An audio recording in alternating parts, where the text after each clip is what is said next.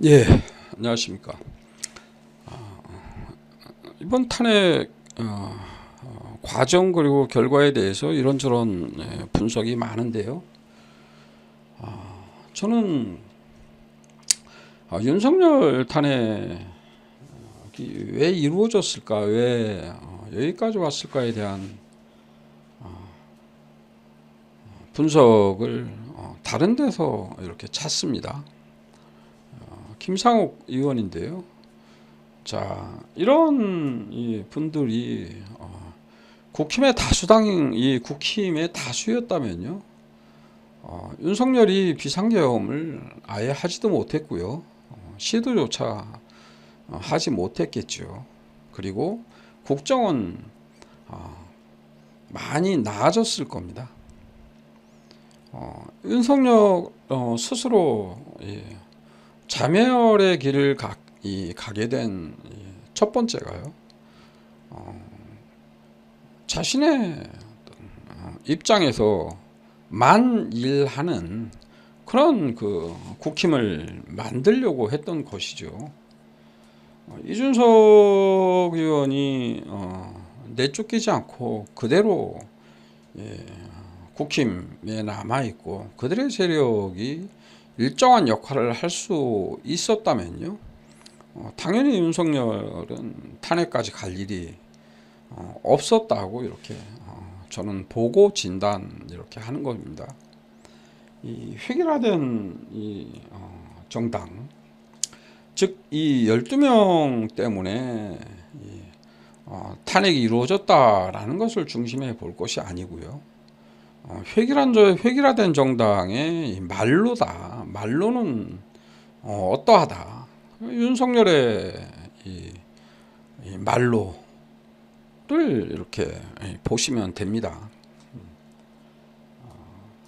그나마 12명이 찬성을 해서 탄핵이 가결됐는데요. 이 양반은 보니까 그 의성 출신이더만요. 경북. 라디오 인터뷰부터 시작을 해서 여러 차례 김상욱 의원의 발언을 들어봤는데요. 보수의 표준, 상식적이다. 상식에 기반한 생각을 가지고 있다. 이런 생각을 많이 했습니다. 이 민주당도 마냥 웃고 있을 때만 아니죠. 이 정치 지도자들은요, 자신의 반대되는 견해를 가지고 있는 사람들을 상당히 경계하고 싫어하죠. 윤석열 마찬가지고요. 그로 인해서 비판하는 이 사람들을 자신의 거울로 생각하고, 제가 왜 비판을 하고 왜 이런 내용을 제기하지, 이런 거울로 생각하지 못하는 자의 말로, 윤석열의 말로가 어제로서 결정이 난 것이고요. 민주당도 정신을 차려야 되죠. 이번 총선 말고요, 그전 총선이 범야권 의석으로 볼 때는 한 석인가요? 두 석인가 더 많았습니다. 그럼에도 불구하고 국민들은 윤석열을 선택을 했습니다. 50% 이상의 국민들이 왜 윤석열을 선택을 했을까? 여기에 집중해야 되는 것이고요. 다양성이 존재하지 않는 획일화된 이 정당 같은 경우에는요, 당장의 이익은 획득할 수 있더라도, 취할 수 있더라도 장기적으로는 힘들다, 성공하지 못할 것이다라는 반증을 이번 탄핵 사태를 통해서 우리가 목도를 한 것입니다.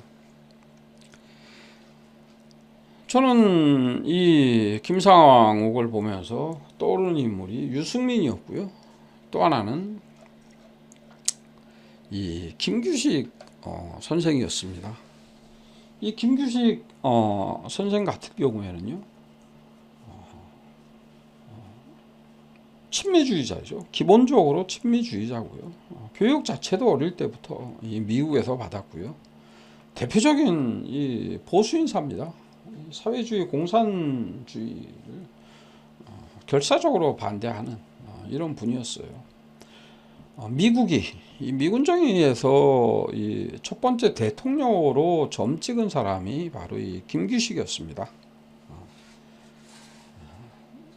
뒤를 이어서 이제 여운형으로 바뀌었다가 이제 결국은 이승만이 꿰차게 됐는데요. 이 미국이 이 김규식 선생을 철회한 이유가 있습니다. 이 김규식 선생은 보수주의자이자 친미주의자임에도 불구하고요, 이 미군정에 대한 인식이 명확했습니다. 북은 소련이 점령군으로 일시온 것이고, 남측 역시 미군은 일시적으로 점령군으로 온 것이다. 진정한 독립은 미군이 물러갔을 때가 진정한 독립이다라고 보신 거고요. 미국의 장단에 맞춰서 움직일 필요가 없다. 우리 장단에 맞춰서 움직이겠다라고 천명을 하셨고요. 두 번째는 뭐냐면요, 미국과의 입장이 정반대였습니다. 어떤 부분이냐면요, 자, 이 친일 매국노 그리고 그 집단에서는요, 당연히 이제 주인을 갈아타야 되겠죠. 자신들이 살기 위해서는 지배층이 바뀌었잖아요. 일본에서 미국으로. 미국에 붙어야만 사는 것이고요. 미국의 입장에서 볼 때는 얘들을 적절히 활용하고 아군화시켜야 친미 정권을 만들 수 있다. 완벽하게. 이렇게 생각을 한 것이죠. 따라서 이 김규식 선생은 이 반민족 행위자에 대한 처단, 처벌을 굉장히 강구했습니다. 그들과 절대 같이 할 수는 없다.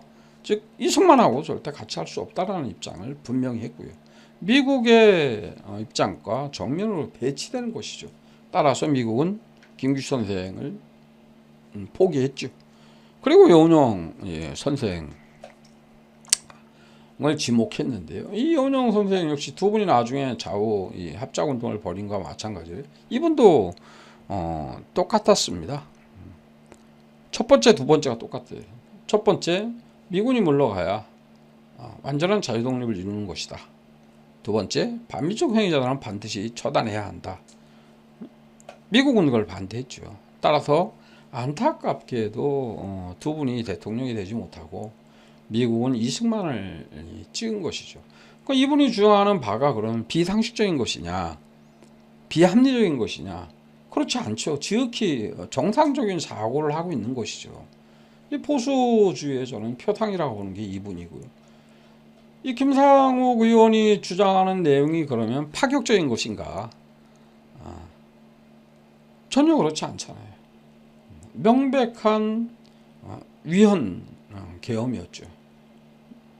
내란이었고, 저는 내란보다는 친히 구테타라는 표현이 더 정확한, 형법적, 법률적 용어로 내란이라고 쓰는데요. 구테타라고 모든 외신들은 내란은 민간적인 어떤 이런 부분에 적용되는 그런 용어고요.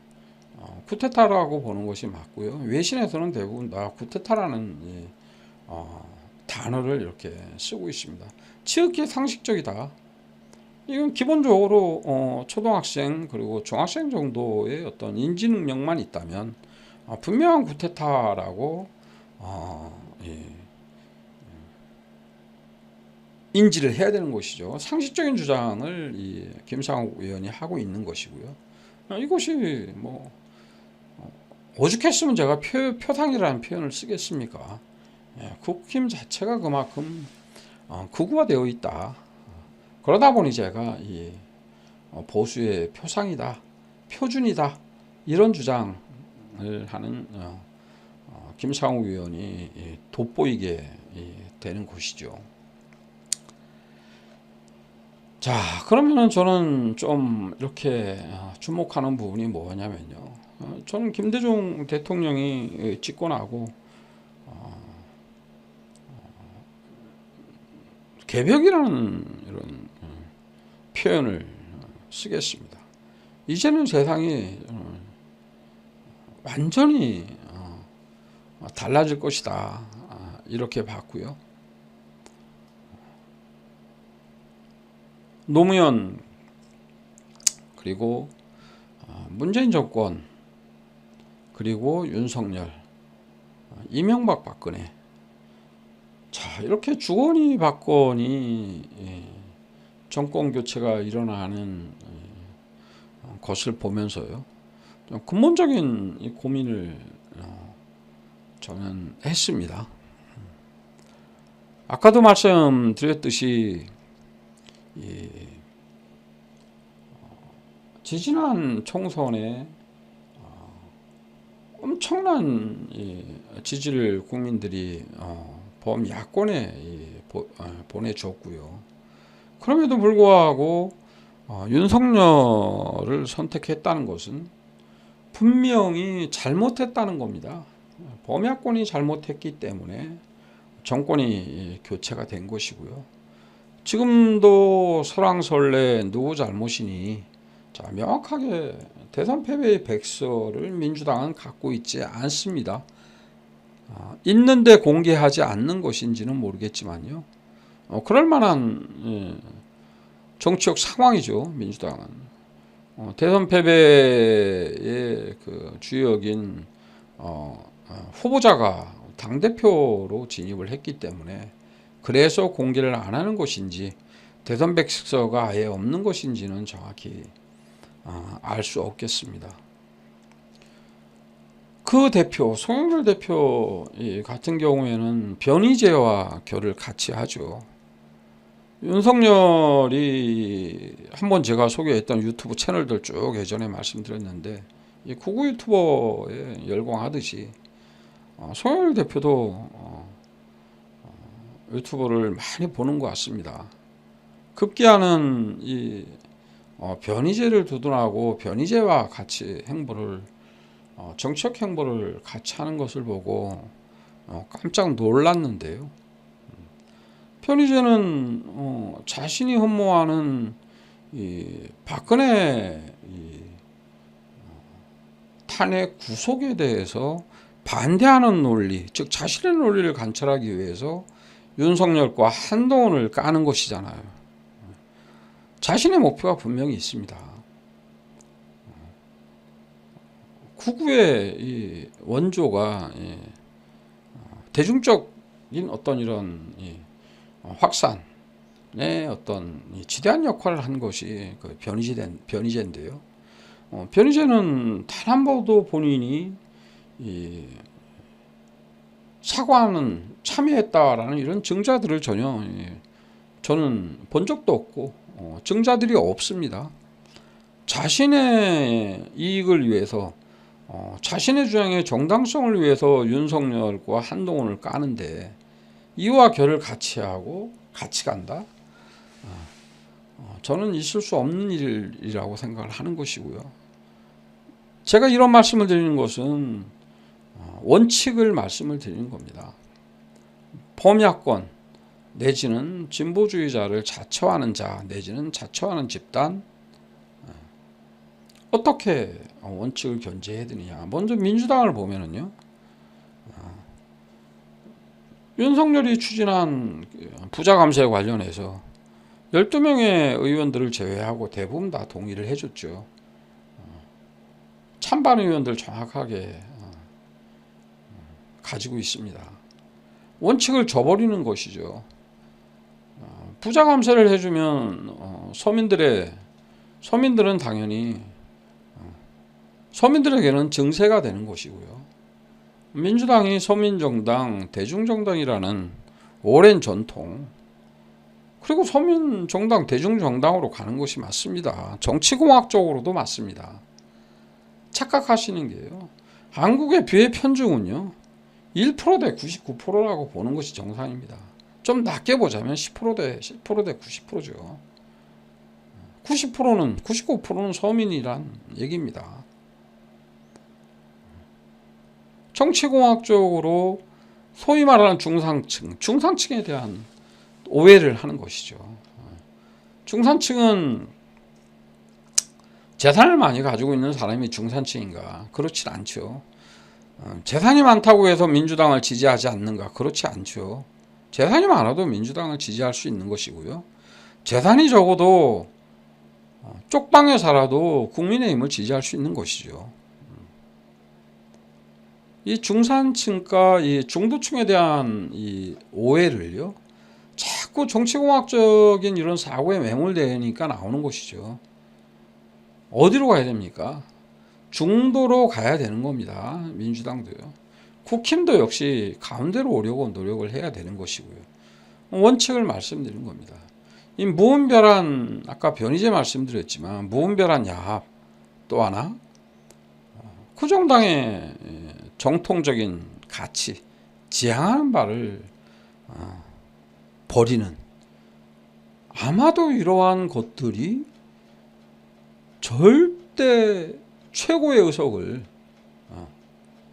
몰아주고도 윤석열을 선택한 것이 아닌가, 국민들이 이러한 자문을 해봐야 되고요.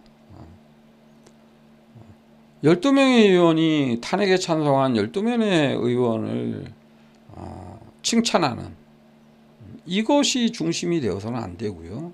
윤석열의 이 말로 이 계엄 사태까지 가는, 탄핵까지 당하는 데 있어서 결정적인 것은 윤석열의 자책골이다. 자책골은 다름 아닌 비상계엄이 아니고요.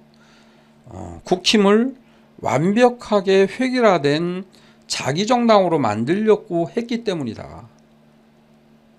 그러기에 윤석열은 마음대로 움직일 수 있었던 것이죠.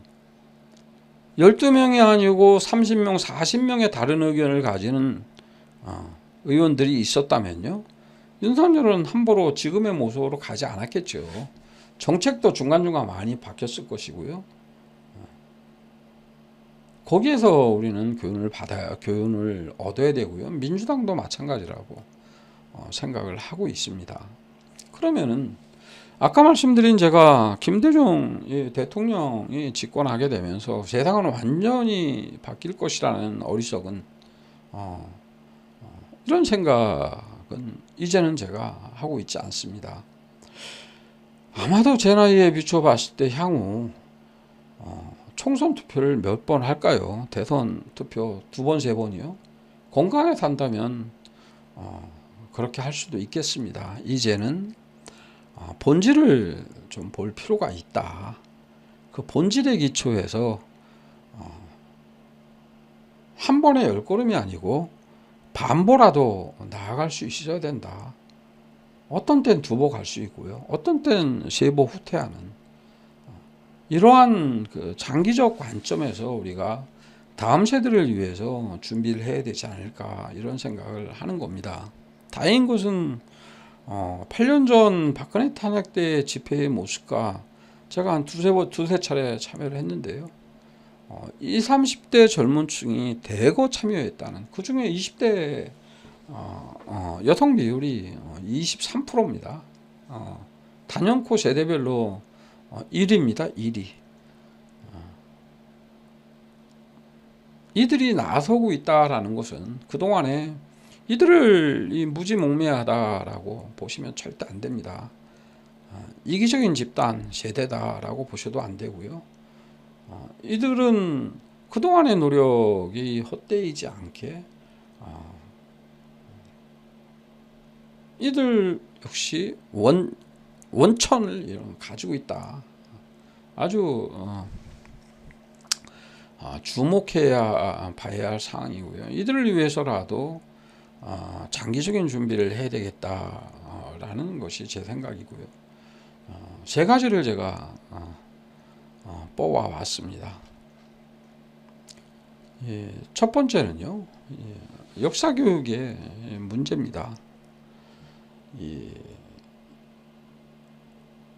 박정희 때 만들어진 역사 교과서가 노무현 정부 들어서 일부 개정이 이렇게 됐습니다. 그리고 쭉 이어져 오고 있고요. 지금 그 세간의 주목을 받고 있지 않지만 이주 교육부 장관은 뭐 하고 있었을까요? 저는 10중 8구요. 교과서 개정 작업을 하고 있었을 것이다, 이렇게 생각을 합니다. 제가 줄기차게 지금껏 주장하는 역사 왜곡 처벌법 제정 관련해서요.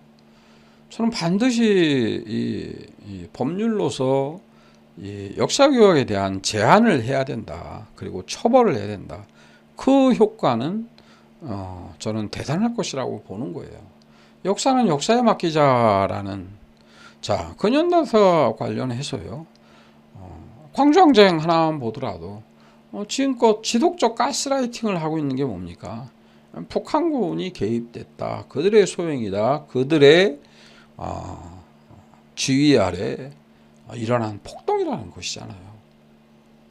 팩트가 아니잖아요. 이런 주장을 하는 사람은 솜방망이 처벌이 아니고요. 강한 처벌을 해야 된다라고 보는 겁니다. 팩트로 근현대사와 관련해서는요. 팩트로만 규정할 수 있는 이런 사건들이 많이 있습니다. 기본적으로 일본 같은 경우에 보면은요. 참 이 치밀하고 아까 제가 말씀드린 장기적 관점에서 일본 이 지도층들을 움직이는데요. 기본 목적이 평화헌법입니다. 평화헌법을 뜯어 고치고 군사 강대국이 되겠다는 것이 이제 목표입니다.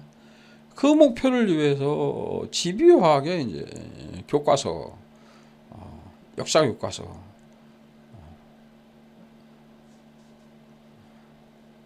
깊숙이 아예 주도적으로 대놓고 관여를 합니다. 검정 기준을 강화해서요. 학습지도 요령까지 해가지고 교과서를 철저하게 통제하고 있습니다. 좀 이주교육부 장관이 아마 밑에서 물밑에서 중심적으로 아주 중점적으로 그 작업을 지금 하고 있을 겁니다. 이들은 그렇게 합니다. 그러면은 소위 말해 가지고 우리 문재인 정권 그리고 이 노무현 정권, 김대중 정권, 역사교육 관련 부분에서 저는 많이 미흡했다. 절대적으로 미흡했다. 차기 만약에 민주당이 잡는다면요. 생각 있는 많은 이 국민들이요. 강한 압박을 해야 됩니다. 역사교육 관련해서요. 대표적으로 제가 이 박정희 시대 때 만들어진 이 역사교과서 그대로 지금까지 이어져 오고 있는 베트남 전쟁 관련 부분이죠. 박정희 정부는 미국의 요청으로 베트남에 전투부대를 파병했으며 국군의 전력 증강과 경제 개발에 필요한 기술 및 차관 제공을 약속받았다. 베트남 전쟁의 참전으로 우리나라의 많은 장병이 희생되었으나 이로 인해 건설업체의 해외 진출과 인력 수출 등이 활발해져 경제 성장에 큰 도움이 되었다. 이게 일본 교과서와 다를 바가 없습니다. 일본이 침략을 정당화하고 일본 자국의 입장에서 학생들에게 가르치는 이 교과서와 현재 우리 역사 교과서와 다를 바가 전혀 없다는 것이죠. 자, 두 번째는요. 첫 번째는 역사 교육을 획기적으로 재편해야 된다라는 것이고, 두 번째는요. 우리 교육의 문제 중에요. 인문사회의 과학 분야입니다. 먼저 이걸 한번 보시죠. 네 번째 첩이 낳은 자식이요. 네 번째 첩이 낳은 자식이라는 건요. 그냥 천덕꾸러기라는 뜻입니다. 아예 그냥 돌봄을 받지 못하는 그런 뜻이죠. 그나마 손발은 졸아들고 머리통만 키운 기형아쯤으로 폄하당하고 있는 이 땅의 인문학은 발붙일 곳도 없어 차마 가출을 서두르고 싶은 실정이다. 국가정책적 차원에서 천시당하고 있는 우리나라의 인문사회과학의 현주소를 개탄하는 국가의 교육 목표를 인성교육에 두고 있다. 이 얘기를 많이 들으셨죠. 인성교육에 두고 있으면서도 단기적이고 실용주의적 안목에서 이공계 위주의 교육 정책을 강화하고 있다. 제가 이 부분을 두 번째 핵심 과제로 차근차근 진일보하자, 진일보시키자라고 하는 것은요.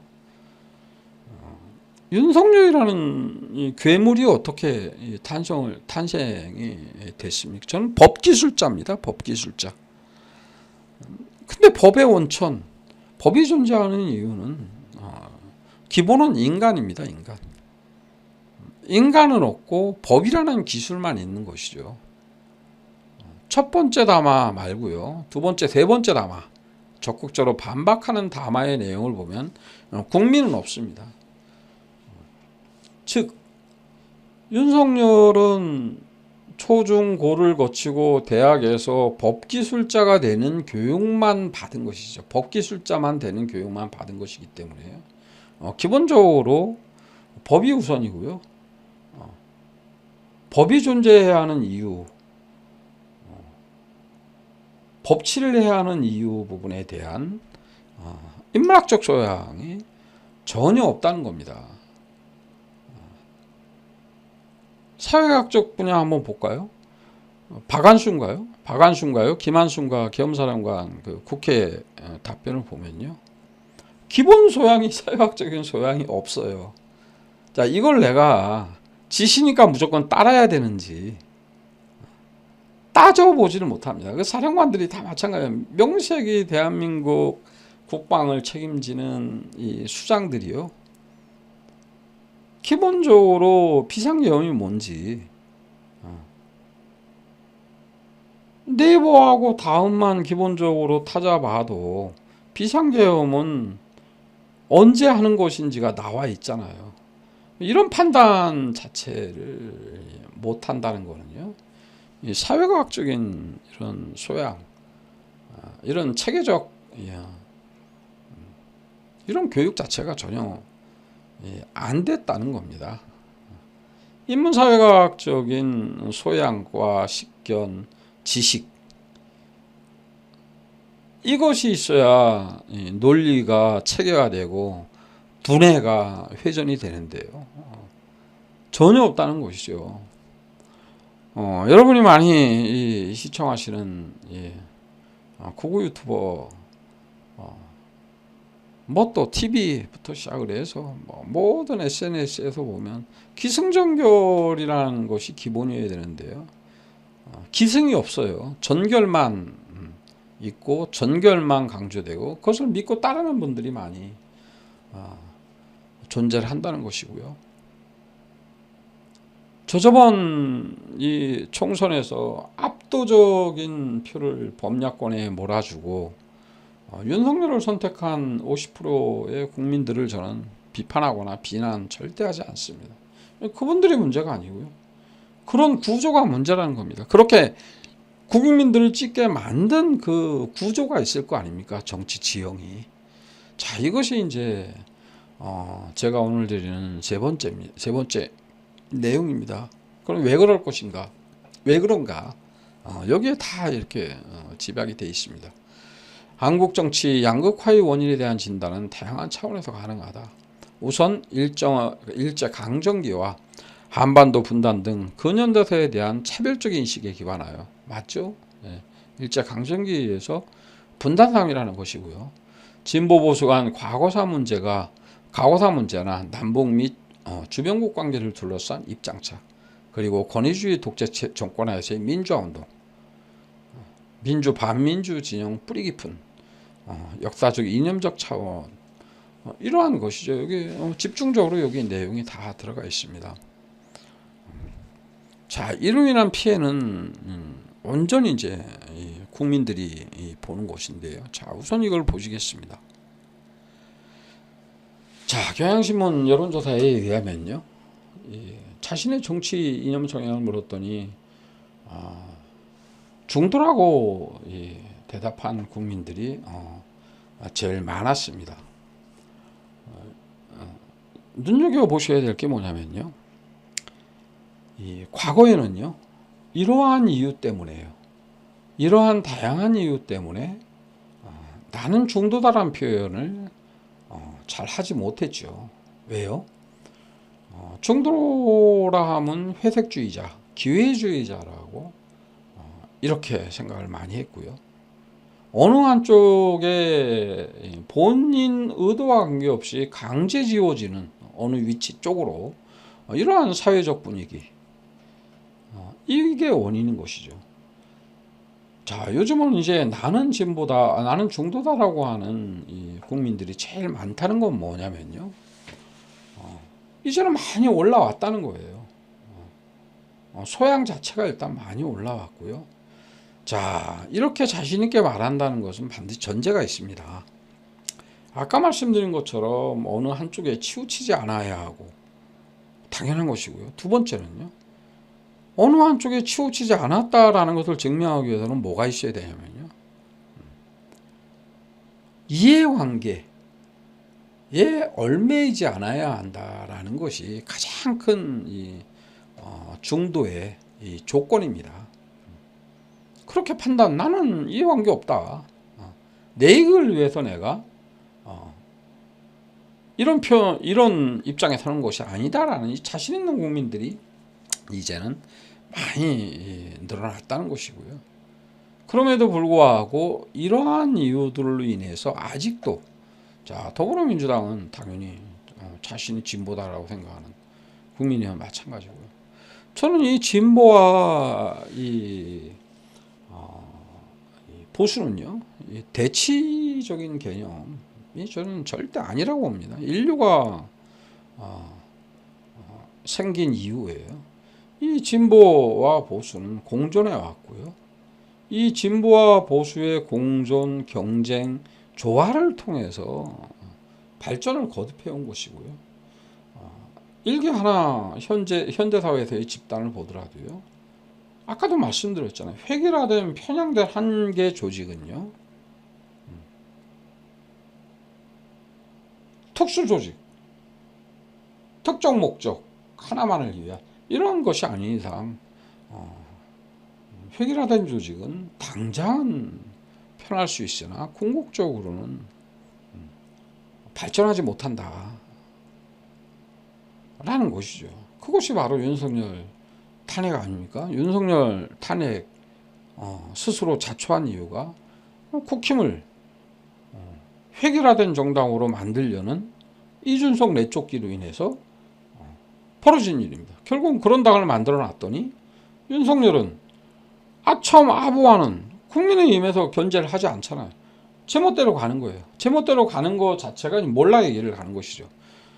국힘이 유승민이 있고 이준석이 있었으면 지속적인 쓴소리를 할 것이고 그 쓴소리가 윤석열을 제어할 수가 있는 거죠. 영향을 준다는 얘기죠.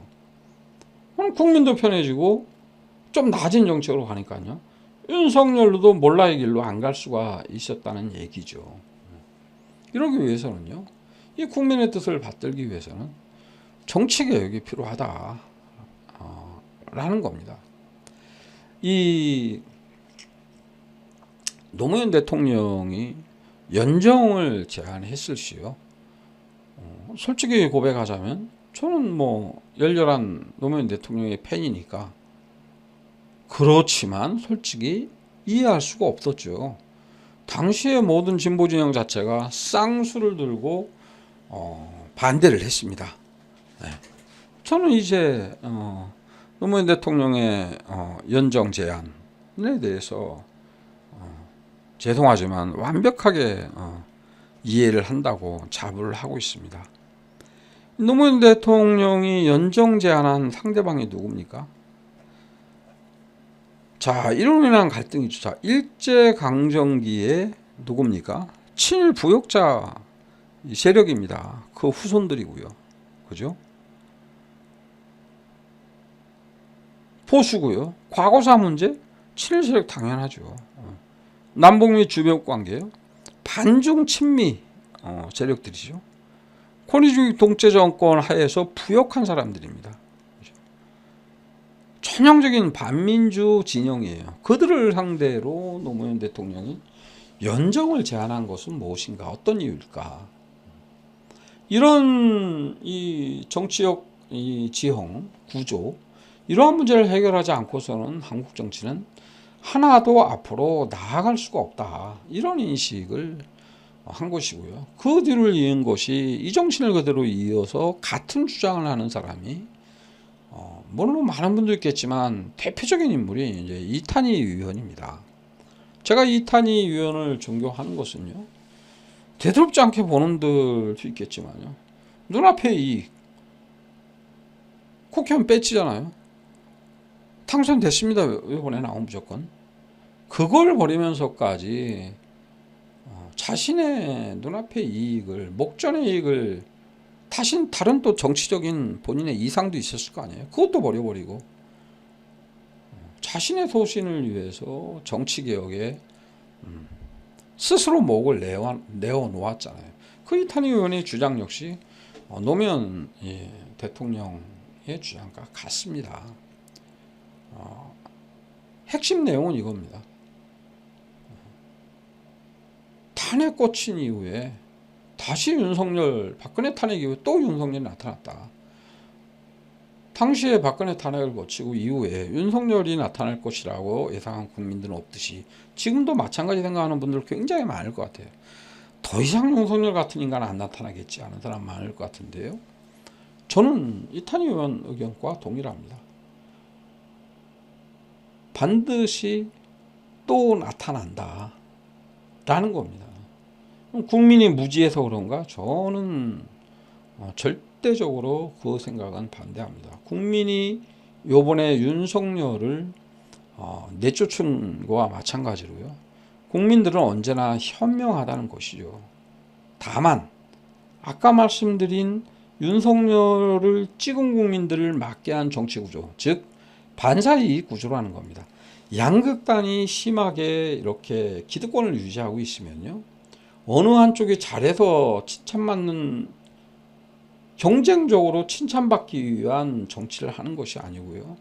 어느 한쪽이 잘못되기를 바라고 고사 지내고 집중적으로 파고들어서 반사이익을 얻는 구조라는 겁니다. 이를테면 이번 총선 같은 경우도 저는 마찬가지라고 보고요. 윤석열의 이종섭 호주 대사, 호주로의 도피 대파 사건이 결정적인 표심을 자극했다라고 보는 겁니다.